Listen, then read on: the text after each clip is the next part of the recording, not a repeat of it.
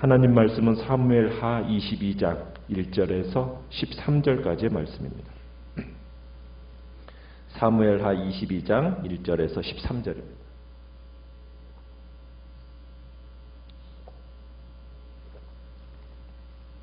사무엘하 22장 1절입니다.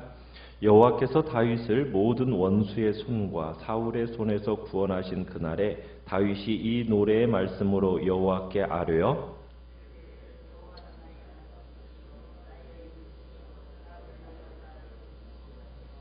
내가 피할 나의 반석의 하나님이시여 나의 방패시여 나의 구원의 뿌리시여 나의 높은 망대시여 그에게 피할 나의 피난처시여 나의 구원자시라 나를 폭력에서 구원하셨도다.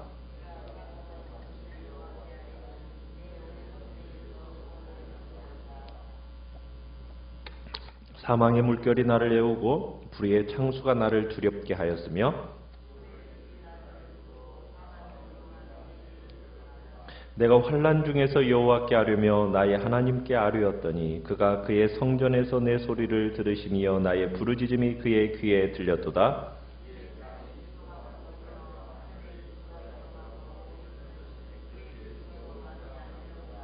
그의 코에서 연기가 오르고 입에서 불이 나와 사름이여 그 불에 숯이 피었도다.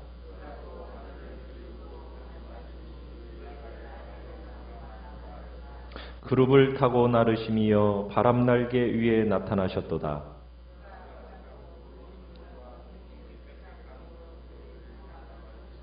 같이 읽습니다. 그 앞에 있는 광채로 말미암아 숯불이 피었도다. 아멘. 오늘 말씀의 제목은 하나님을 노래하는 다윗이라는 제목으로 말씀을 나눕니다. 이 사무엘하 22장은 다윗의 전 인생을 시적으로 표현해서 묶어낸 노래요, 고백입니다. 다윗이 왕이 된 지 어떻게 보면 30년 후의 일이라고 볼 수 있는데요. 다윗의 이 내용을 시편에 가보면 18편에 거의 그대로 손대지 않고 옮겨 놓았습니다. 이 1절을 보시면은 이 노래의 저작 배경을 말해주고 있는데요.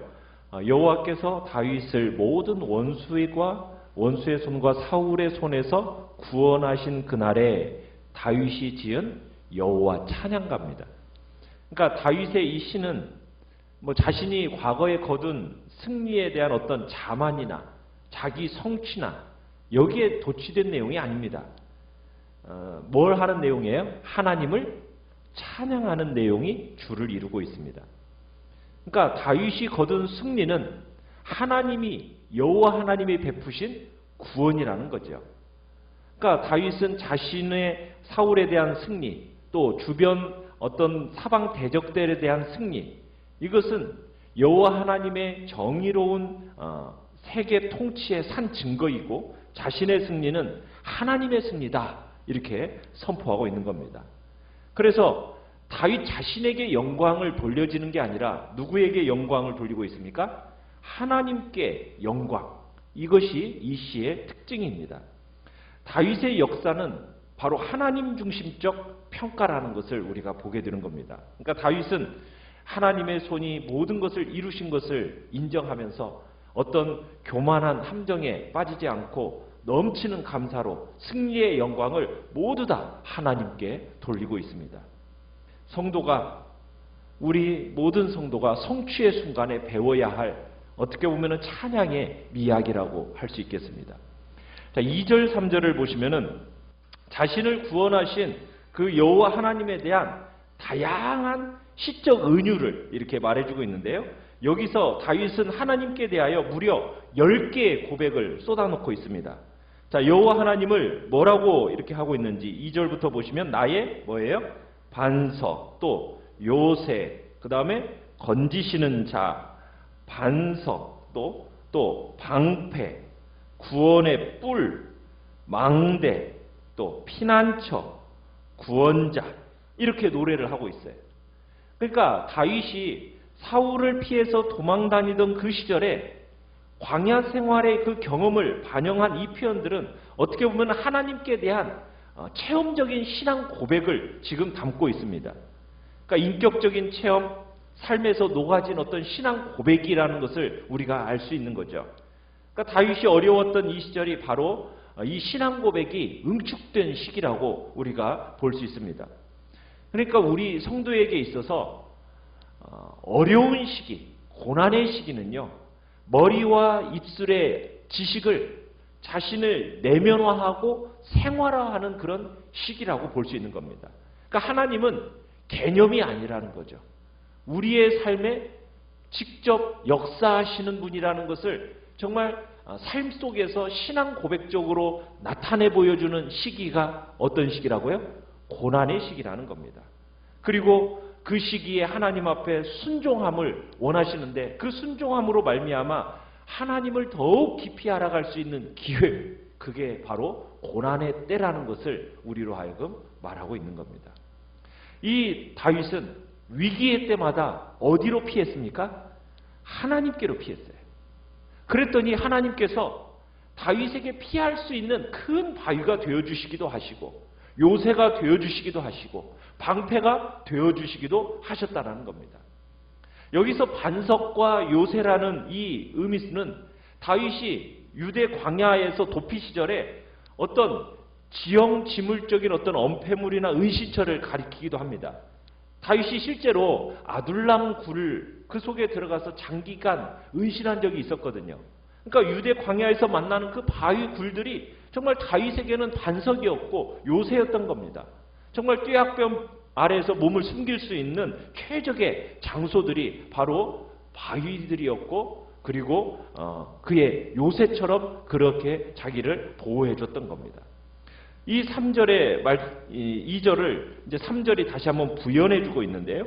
여호와는 나의 반석의 하나님이시오, 방패시오, 구원의 뿌리시오, 높은 망대시오, 그 다음에 피할 피난처시오, 나의 구원자시다.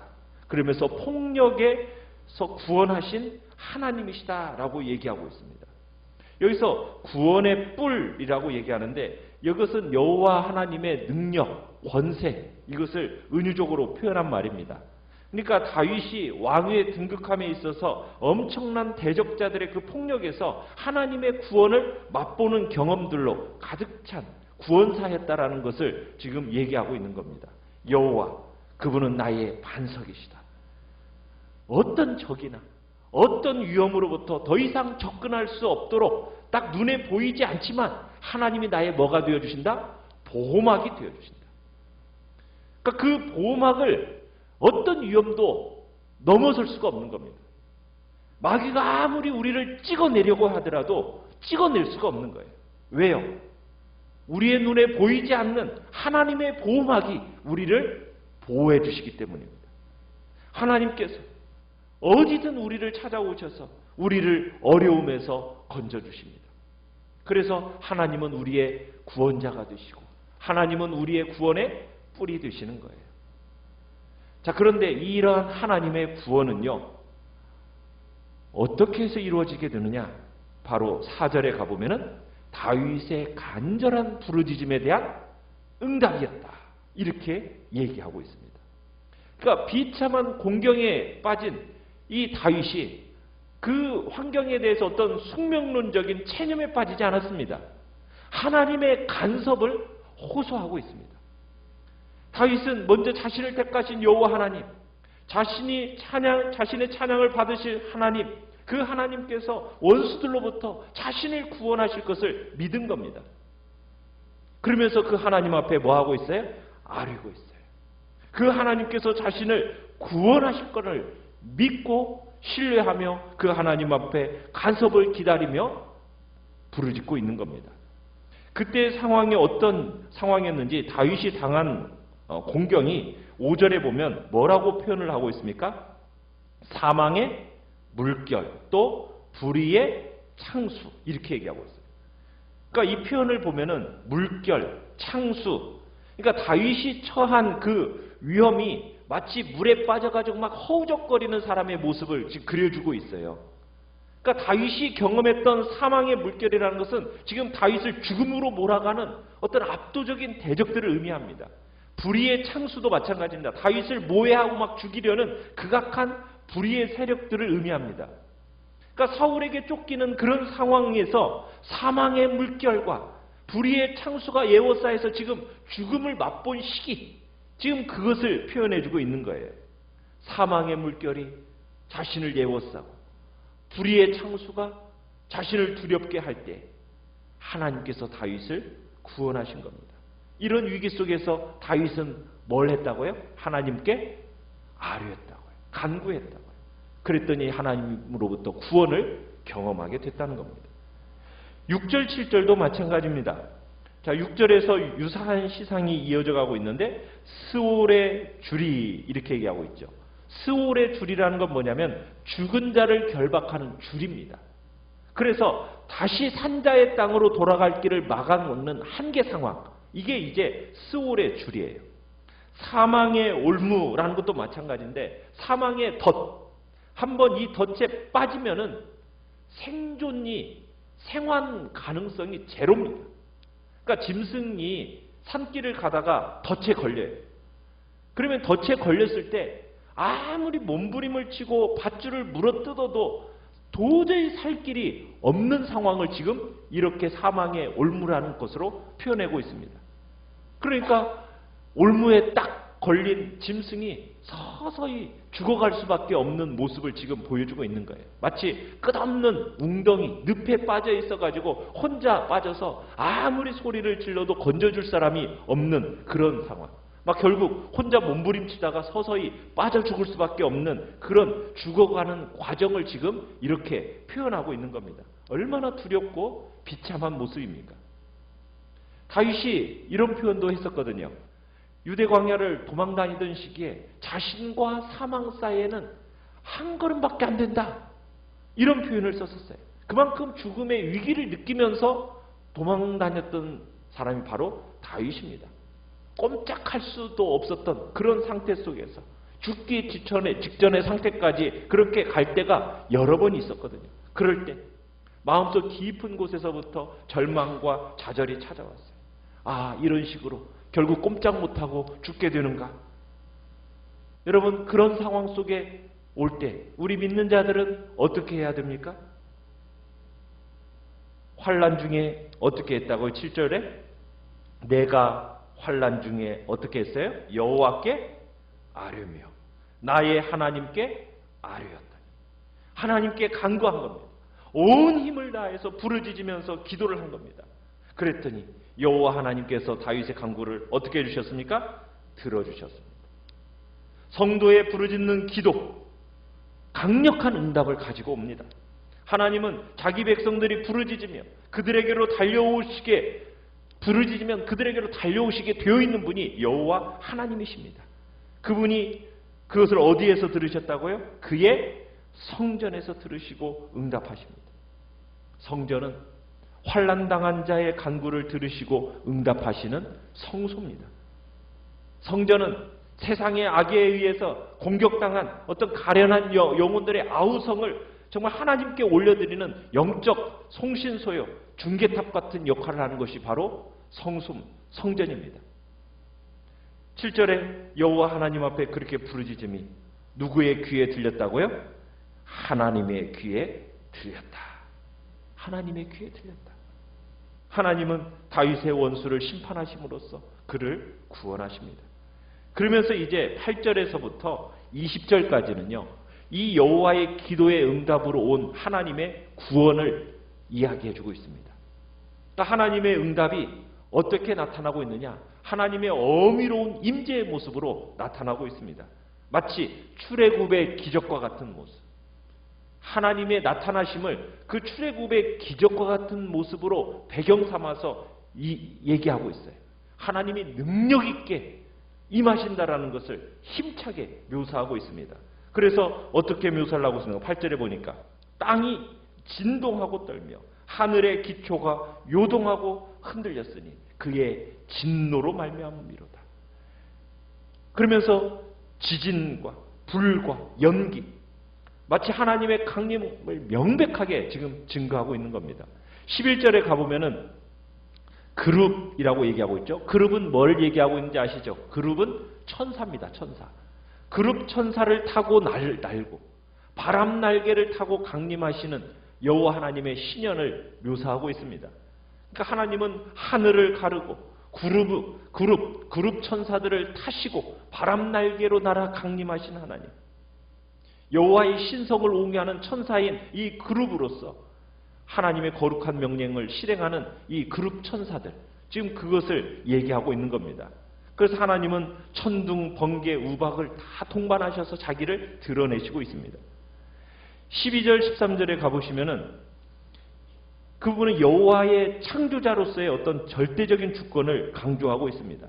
여호와 하나님은 흑암, 곧 모인 물, 공중에 빽빽한 구름으로 둘린 그 장막에 거하시는 하나님. 그러면서 흑암의 깊은 바다와 공중의 그 빽빽한 구름으로 당신의 처소를 삼으셨다는 겁니다.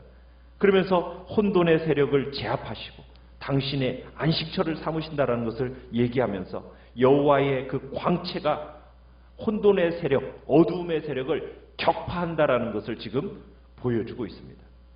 그러니까 모든 이미지 속에서 하나님의 진노가 어떻게 보면은 하나님의 공의로움을 보여주면서 하나님의 그 창조의 능력으로 자기 백성들을 구원하신다. 자기를 대적하는 자들을 물리치신다라는 것을 지금 얘기하고 있는 겁니다. 참 다윗은 자신의 그 암담했던 순간을 여호와 하나님과의 그 진한 만남을 통해서 그분의 인도하심을 경험하고 그 문제를 해결했다라는 간증을 기쁨으로 노래하고 있는 것을 우리는 보게 됩니다. 이 구원의 기쁨 속에서 정말 다윗이 얼마나 깊은 하나님과의 교제 속에 있었는가를 우리로 하여금 엿보게 하는 거죠. 그러니까 다윗은 특별히 정말 하나님의 성품을 깊게 알아가면서 그분의 임재 가운데 기쁨으로 머물러 있었음을 우리가 이 시편 속에서 볼 수 있게 되는 겁니다. 파란만장했던 다윗의 그 인생의 여정 속에서 어떻게 그가 길을 잃지 않고 정말 주님이 원하시는 길을 갈 수 있었는가, 우리는 이 시를 통해서 확인할 수 있는 겁니다. 진정 하나님은 다윗의 구원자이셨고 어떻게 보면 사랑하는 연인과 같은 사이였다라는 것을 우리는 이 시편 속에서 다윗과 하나님과의 관계를 볼 수 있게 되는 겁니다. 우리가 정말 어떤 환경 속에서도 하나님과의 이 관계를 돈독하게 만들어가는 기회로 우리 모두가 사용하기를 간절히 바랍니다. 정말 주님과의 깊은 교제를 통해서 여러분의 심경을 하나님 앞에 다 아뢰십시오. 그러면서 주님의 인도함을 받아 누리고 하나님의 그 놀라운 구원의 역사가 어떻게 나타나는지를 여러분들이 실제적으로 경험하면서 여러분의 신앙 고백이 단순한 개념적인 하나님을 고백하는 것이 아니라 여러분의 삶에 있어서 정말 내 인생 속에 이렇게 나타나셨던 하나님이다라고 실제적인 신앙 고백들이 여러분의 입술에서부터 그래서 진정한 찬양으로 흘러가는 복된 은혜가 있기를 간절히 축원합니다. 오늘 이번